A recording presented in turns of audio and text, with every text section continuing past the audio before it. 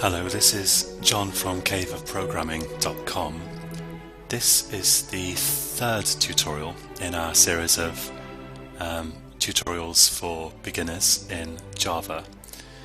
In the last tutorial, we looked at Java's primitive types. There are 8 primitive types in Java. And in this tutorial, we're going to look at our first non-primitive type, the string type. And then in the next tutorial we can look at loops, but before we do anything with loops we need to know how to represent text in Java.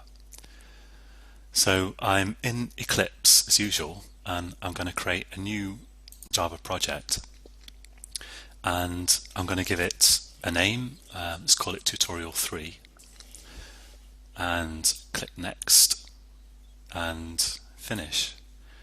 Now, as in the first tutorial, we're going to create a class which will be the only class in our little test program here. I'm going to right click on the project folder and go to new class, and this time I'm not going to tick public static void main. I'm not going to ask it to create a main method just because I want to show you a different way of doing that. I'll give the class a name. I'm going to call this application. Click finish, and here is my application class. Now, every program in Java, as we saw in the first tutorial, must have a main method, and that's where the program starts.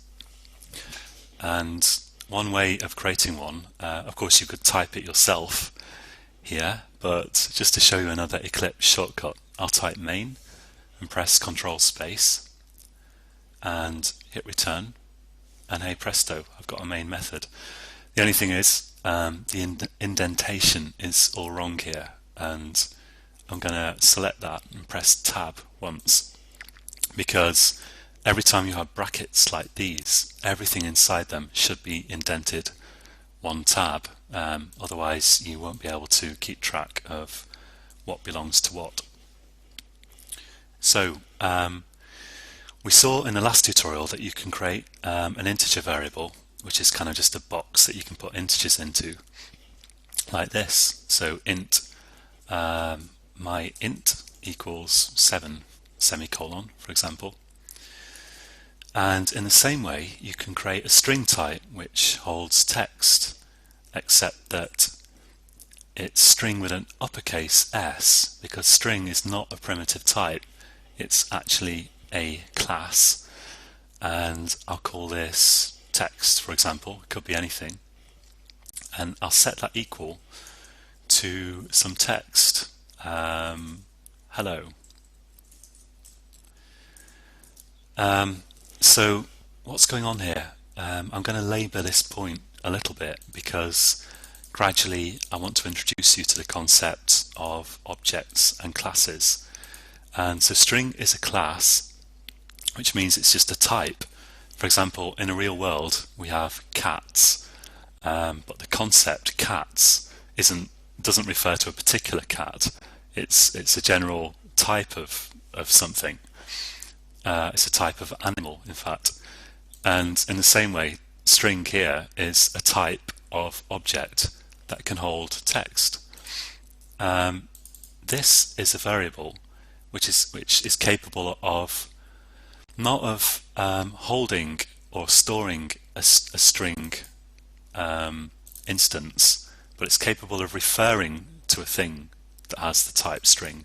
And don't worry if this sounds like Greek, because we'll keep coming back to it and you'll gradually get used to it. And this is actually a text object. So you've got a class here, string, and a particular instance of the class, in other words an object, here. And I can output that just by typing sysout, control space, and put text in there. And if I click run, we should get hello, if my computer wasn't so horrendously slow. And you can do lots of interesting things with strings. For example, you can add them together. Let's create a string called blank. and I'll set that equal to just some empty space like that. And I'll create another string called name, and I'll set that equal to Bob. I can add all these strings together. I can say, okay, here's a string greeting, and I'm going to put that equal to text plus blank plus name semicolon. And remember that every statement must end in a semicolon. Now if I put greeting in here, it's going to output hello and space and Bob.